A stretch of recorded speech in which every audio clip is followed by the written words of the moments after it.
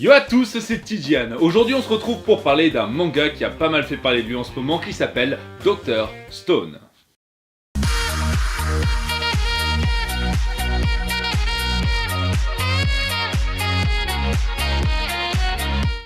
Dr. Stone, donc, un manga japonais sorti en 2017 au Japon et publié en France dès 2018. C'est pour vous dire déjà à quel point l'engouement était énorme au Japon pour qu'en même pas un an on fasse l'édition française et qu'elle soit publiée. Février 2019, nous étions donc en France à 4 tomes sortis. Parlons un peu de l'histoire du manga. Imaginez-vous, vous êtes un lycéen ordinaire dans un jour ordinaire et vous décidez de dire, dans ce jour ordinaire, à la femme que vous aimez depuis 3 ans, même plus, que, eh bien, vous l'aimez justement. Vous avez simplement peur de cette réaction puisque depuis que vous êtes petit, vous passez votre temps à 3, c'est-à-dire avec cette fille, vous et un scientifique un peu fou mais qui a votre âge. Vous lui donnez donc rendez-vous à côté d'un arbre et vous commencez votre déclaration. À ce moment-là, un grand flash vous transforme tous en pierre. Et quand je dis tous, je parle de toute la population humaine. Bon, sachant que ça faisait quelques jours que des oiseaux étaient retrouvés en pierre.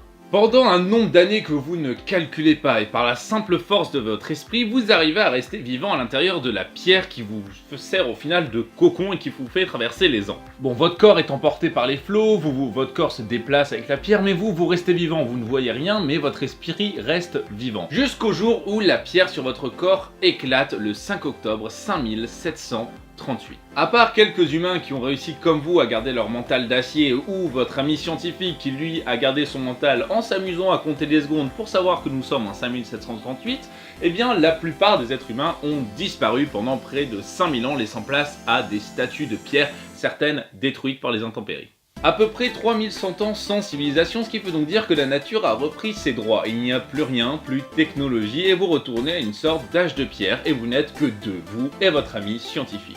La femme que vous aimez, vous êtes sûr qu'elle est encore en vie, vous êtes sûr qu'à l'intérieur de son cocon, les humains restent vivants, mais pourtant vous ne pouvez rien faire pour l'aider. Alors pourquoi vous ne pouvez rien faire? Parce que vous n'avez plus la technologie. Vous savez, vous avez des savoirs que vous avez gardés pendant plus de 3000 ans, mais là nous sommes à l'âge de pierre, vous ne pouvez plus rien mettre en pratique, même que ce soit pour créer l'électricité, vous n'avez rien sous la main pour en faire.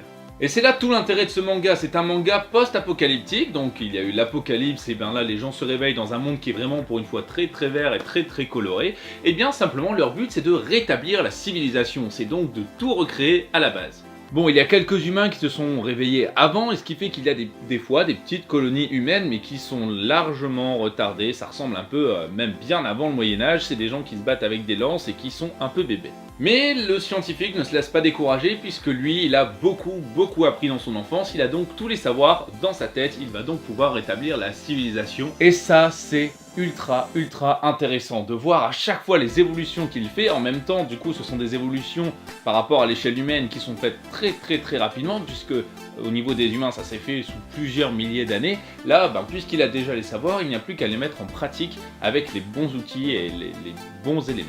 A la base, ce manga n'est ni plus ni moins qu'une histoire écrite par un scénariste qui est mis en image par un dessinateur qui est toujours en train de dire qu'il est trop mauvais par rapport à ce que fait l'auteur, à ce qu'imagine l'auteur. Donc si vous aimez les mangas post-apocalyptiques, si vous aimez les mangas où vraiment les personnages évoluent, là pour le coup c'est pas comme dans One Piece qu'on voit qu'il y a des évolutions quand même, là à chaque manga il y a plusieurs évolutions puisque eh bien, il évolue à l'échelle de l'homme, il réussit à inventer des choses qui donc n'existent pas.